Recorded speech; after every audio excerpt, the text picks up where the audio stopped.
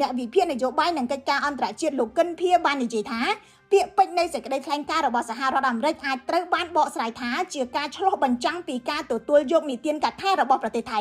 ទីក្រុងបាងកកគឺជាភាគីតែមួយគត់ដែលចោទប្រទេសកម្ពុជាជាសាធារណៈថាបានដាក់មានថ្មីបើទោះបីជាកម្ពុជាច្រានចោលនិងទាមទារឲ្យផ្ទៀងផ្ទាត់ដោយឯករាជ្យក្តីសេចក្តីថ្លែងការណ៍របស់ក្រសួងការបរទេសអាមេរិកនេះធ្វើឡើងស្របពេលដែលរដ្ឋមន្ត្រីការបរទេសអាស៊ានកំពុងតែជួបគ្នានៅថ្ងៃទី22ខែធ្នូឆ្នាំ